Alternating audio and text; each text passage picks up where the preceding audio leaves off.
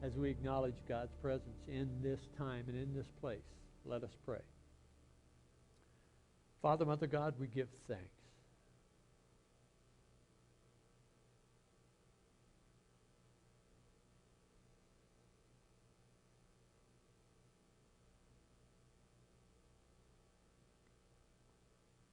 As we enter each moment, we give thanks.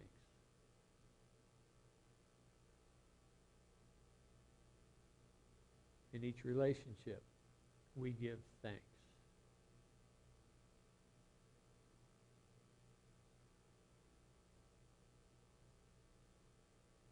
In every situation, circumstance, we give thanks. We give thanks for what is and what isn't. We give thanks for what was and what wasn't, what will be and what won't be. We give thanks without limitation or condition.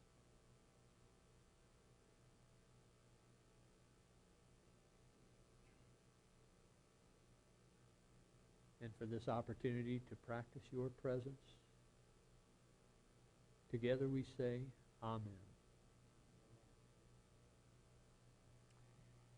Well, drama or dreams?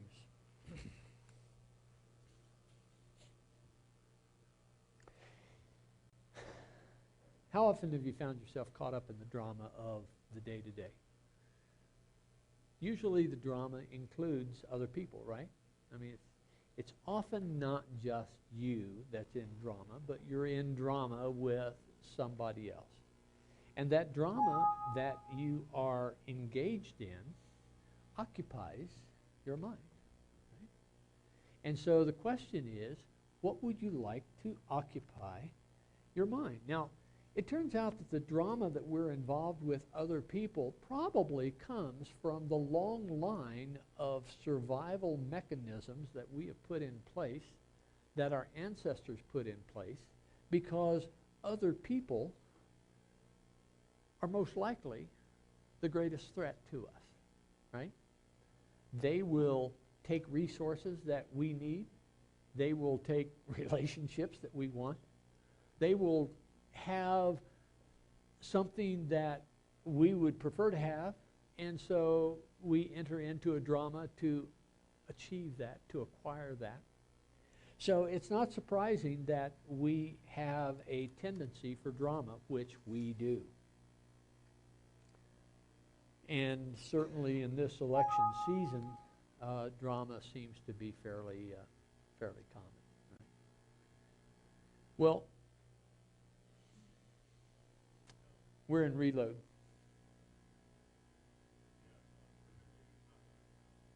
Okay.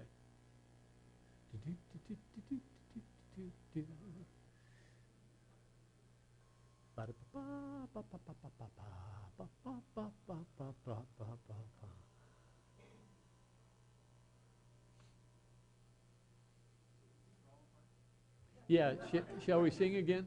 We won't sing it as a round this time. Eleanor Roosevelt shared this quote with us. Great minds discuss ideas, average minds discuss events, and small minds discuss people.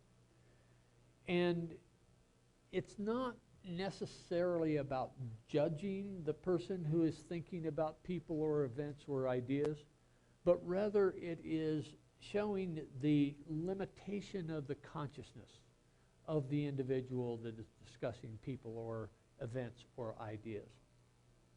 And as we engage our lives, our mind is our most powerful tool, and how we choose to dedicate the resources of our mind really determines what our life is like. And so as we consider this idea that great minds discuss ideas, average minds discuss events, and small minds discuss people, we can step back and say, okay, if that is true, let's assume that that's true for the moment, but if that is true, where am I spending my time? And how does that define the realm or the extent, the horizons of my consciousness? I'd like to conduct an experiment with you. And if you're comfortable, please close your eyes. There will be no surprises that will happen while your eyes are closed, but it will allow you to focus. Now, I'd like you to focus on a pink elephant.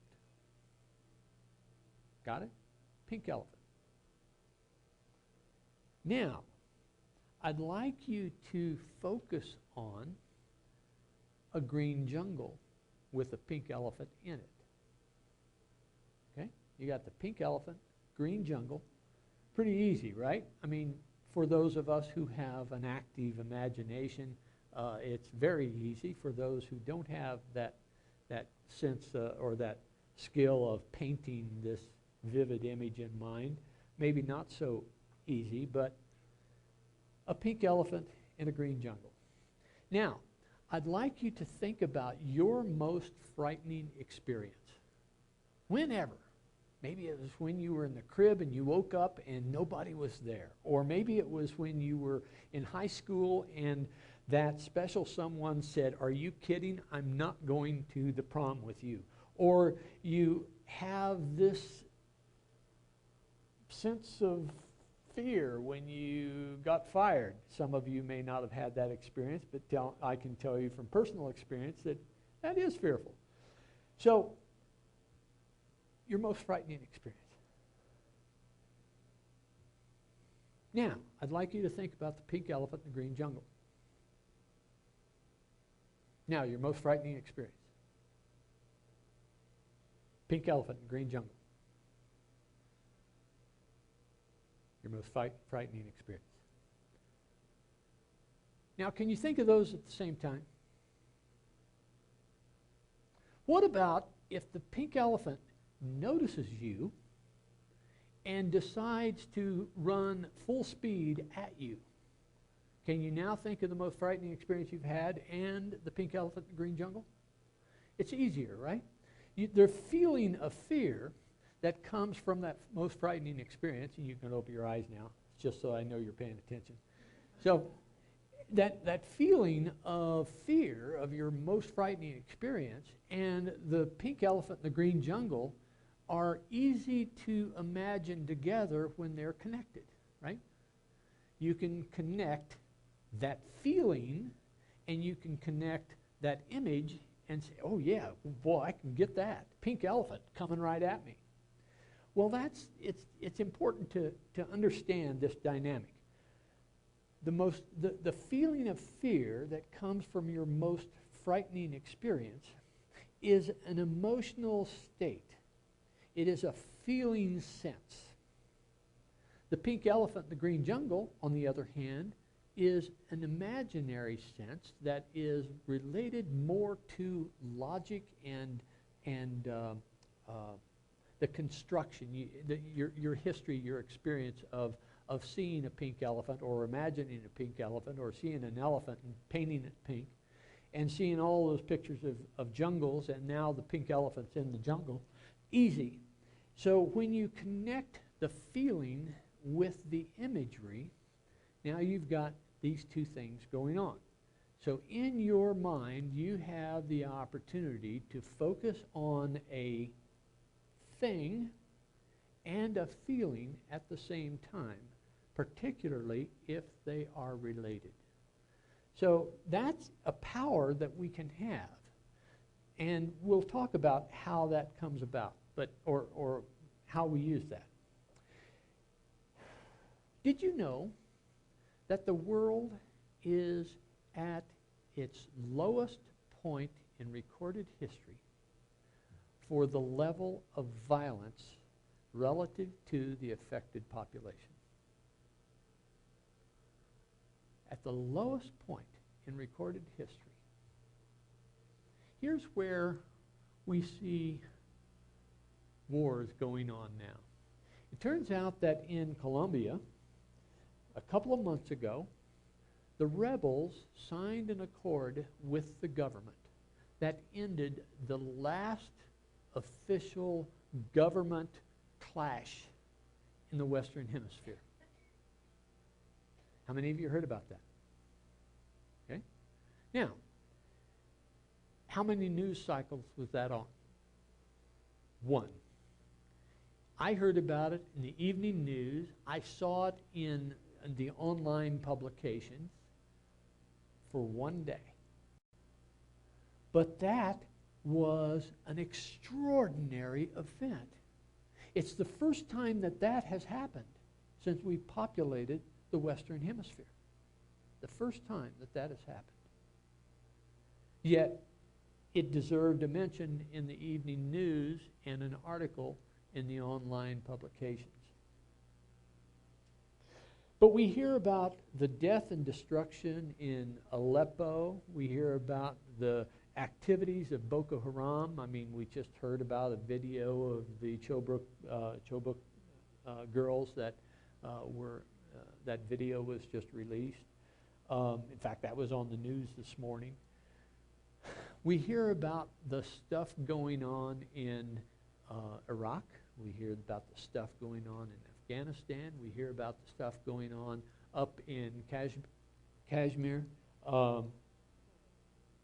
We have this channel of news that we listen to. Some of us have chosen to tune that out, but it turns out that that is informative. It's just that it's informative of a focus on this arc of violence. And if we have the opportunity to think about what is the state of our world, it's not surprising that we come to the conclusion or have in our minds ready to spew out that the world is going to hell in a handbasket.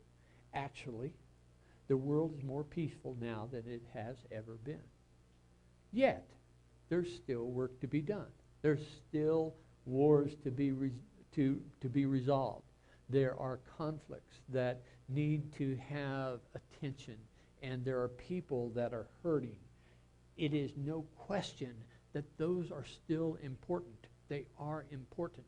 However, it is also important for us to realize, for our own peace of mind, that we are in the least violent world relative to the number of people affected by conflict that we've ever been in recorded history. So, this brings us back to the question of drama or dreams.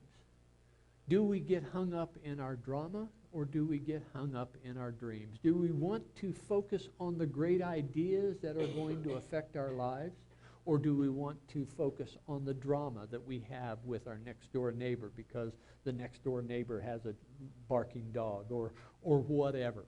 Where do we want to put our efforts? We have available to us this most extraordinary, I'll call it an instrument for lack of a better term, and this instrument is our minds. Chris Michaels offers us that we have, most of us have this control room in this nuclear reactor.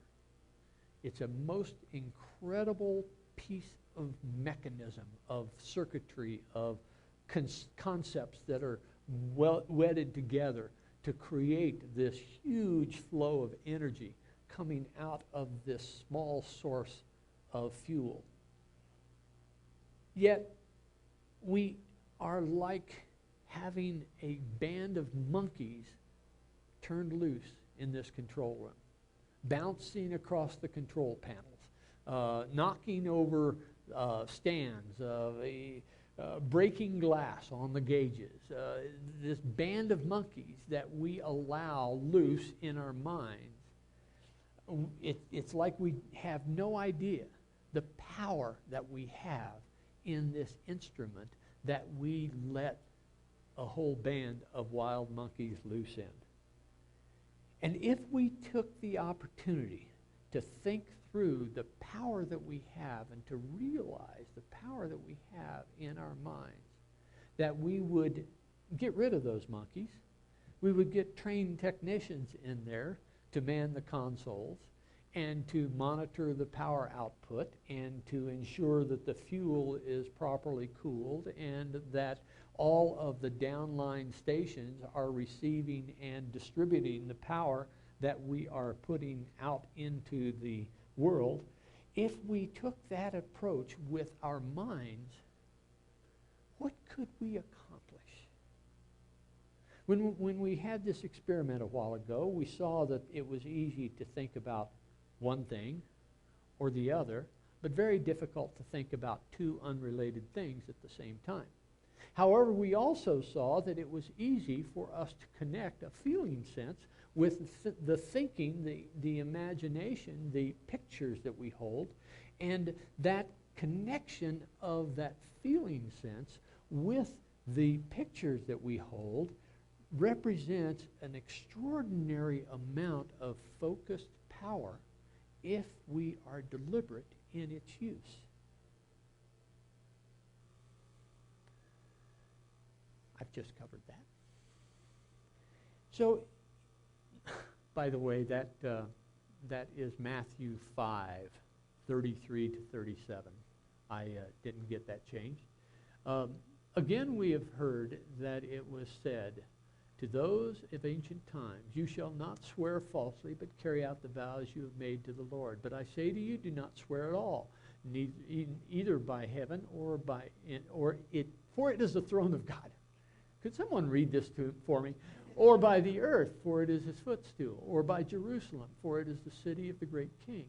And do not swear by your head, for you cannot make one hair white or black.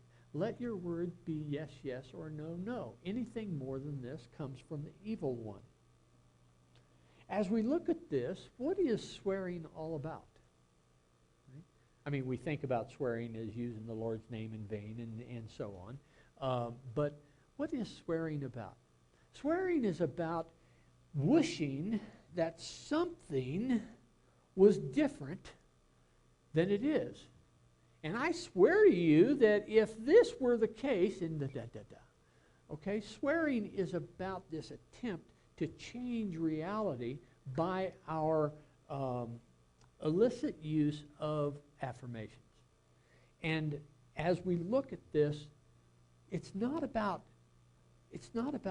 trying to change reality, but rather it's just to recognize what is and recognize what isn't and get on with your life.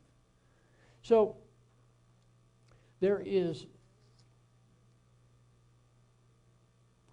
this concept then that we let these monkeys loose in our mind. We don't allow a disciplined use of this extraordinary instrument that we have available to us, and we wonder why our life seems to be so chaotic, so out of control, so affected by the whims of that dude down there or that person over there, that person that's sitting in the next cubicle, or the neighbor, or the person on the highway or the grocery store checkout line. We have this idea that our happiness is going to depend upon the conditions of the world being consonant with our wishes, that we want the conditions of the world to be as we wish them to be.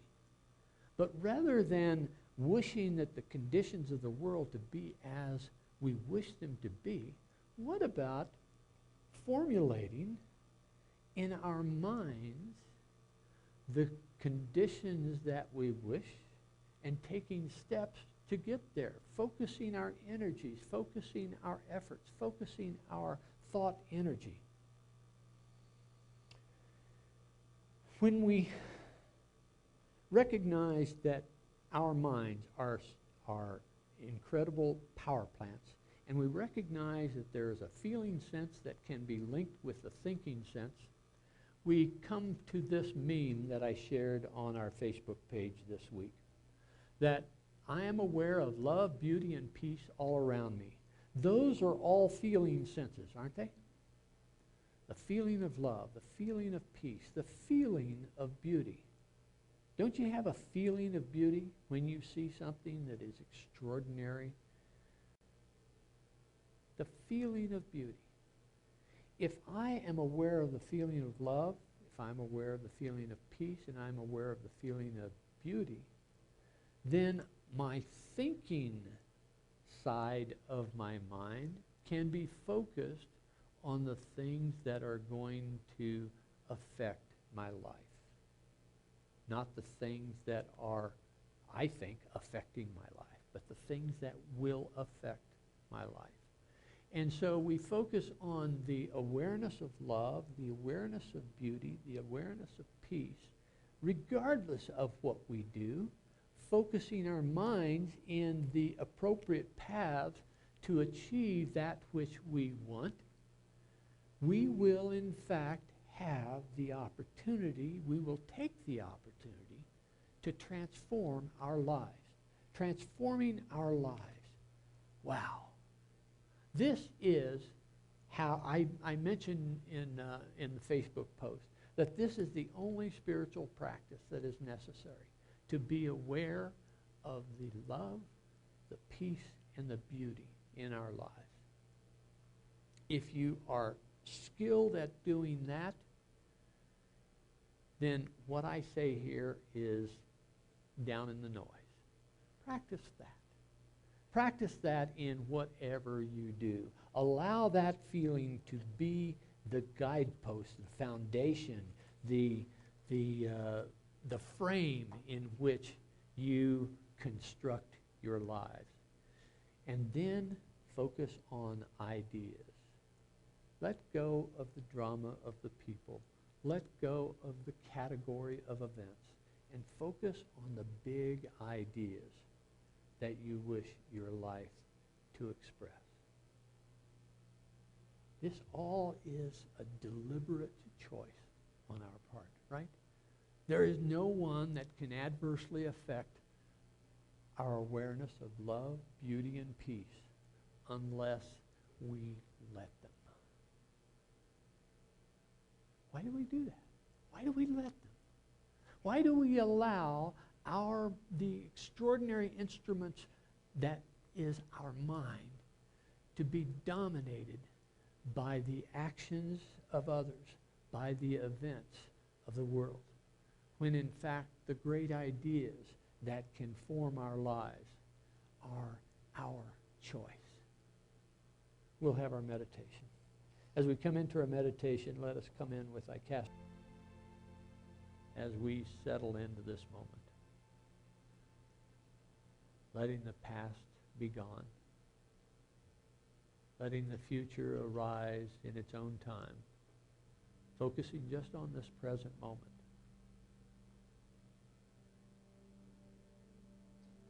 Taking a deep breath.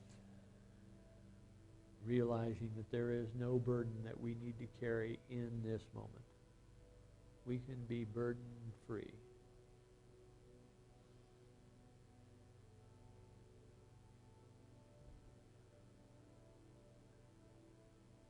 Breathing deeply, releasing all the stuff.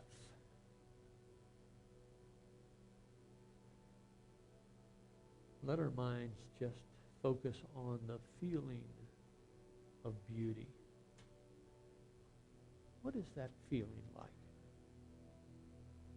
What is that sense that arises when we see that extraordinary sunset or that beautiful form, whatever that form is? Perhaps it's the face of a loved one. Perhaps it's an extraordinary design that you noticed in a building or an object. Perhaps it's a painting with wonderful colors and a pleasant composition about a subject that is near and dear to your heart.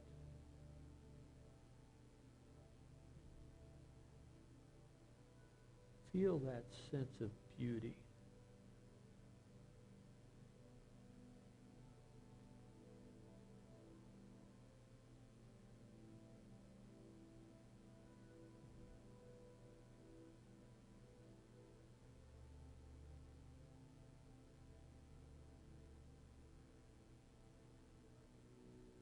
Now feel the sense of peace. What is that like? Truly feel that sense of peace.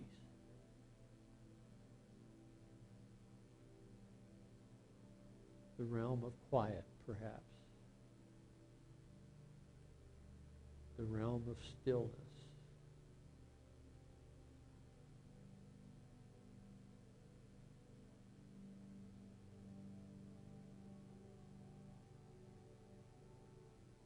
Perhaps it's the image of a lake with no ripples, reflecting the mountains in the distance.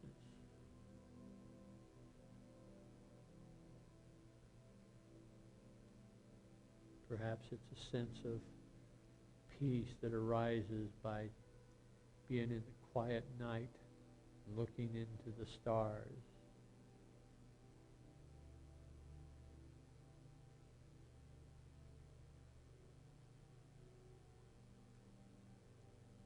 Perhaps it's that sense of being next to a loved one with no conflict and just feeling the presence.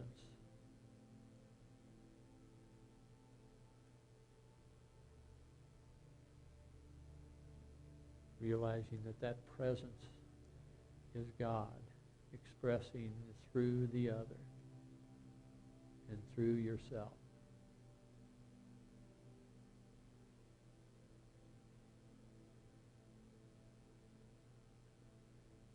Feel that sense of peace.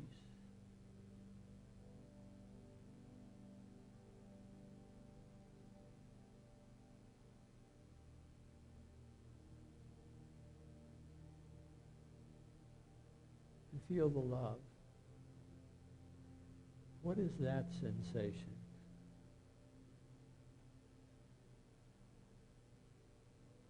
Feel how that love arises within you and expresses from you.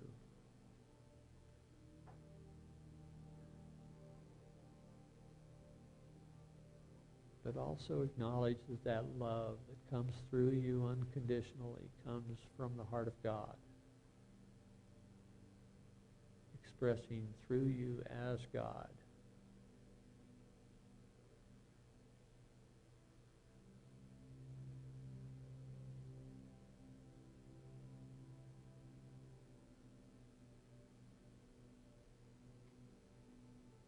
And now conjoin that beauty, that peace, and that love. Feel how that feels together.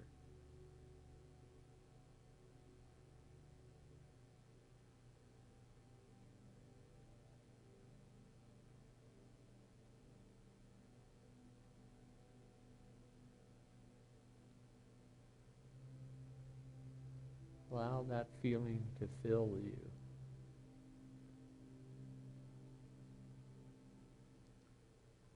Allow that feeling to exude from you.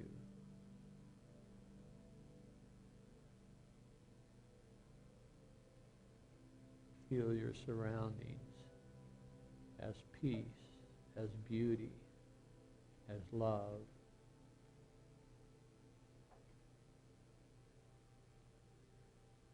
And notice that as you express that, so it is reflected back to you, nourishing you, transforming you.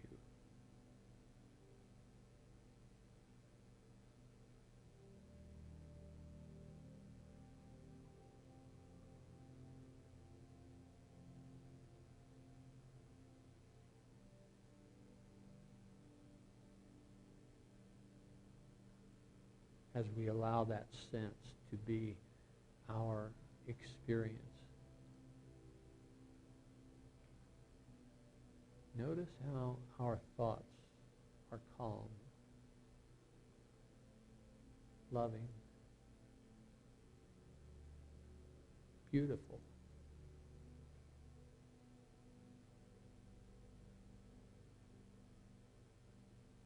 And notice that we have transformed our minds in this simple exercise that we can do every day. We can do every hour of every day. In fact, we can make this the habit of what we feel, regardless of what we think.